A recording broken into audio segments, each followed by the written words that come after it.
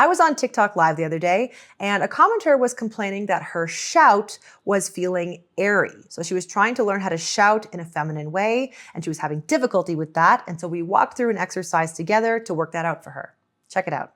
Estelle Bell, I have a pretty consistent voice when it comes to normal volume, but as soon as I try and raise it, it gets airy and broken. That is very interesting. When you raise your volume, it gets airy?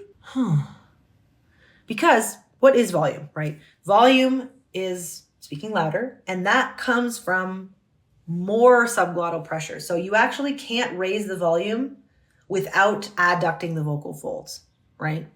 So maybe what your issue is that you're speaking with like a light, airy quality, which is great at a normal speaking volume. But as soon as you try and raise it, you can't maintain lightness and airiness. It like comes off super weird, right? So how do we maintain a feminine quality as the volume rate changes?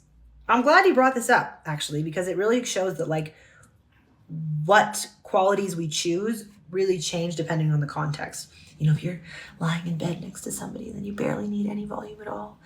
But if you're trying to get someone's attention across the street, hey, that's more challenging. So what I typically say is like you have to practice shouting because it's going to be different. So typically what like in my cultural context, what we'd associate with masculine shout is like a boominess, like a big open space with lots of air. Hey, like that. But if we want like a feminine sound, we actually have to adduct the vocal tissue up here. So there's a little like sphincter muscle called the areoepiglottic sphincter. And it's a sound like a nerd sound like or like a country singer sound like, well, I left my baby, that kind of sound. If you squeeze that, then you can get like a bright shout. Hey. Does that make sense? So if you need to raise your volume, you kind of have to forget about what you're doing at a low volume and develop a voice for high volume that you like as well. I know that sounds like a lot, but it will become natural as you like practice alternating between the two. Let me know if that addresses your issue. And thank you for that question.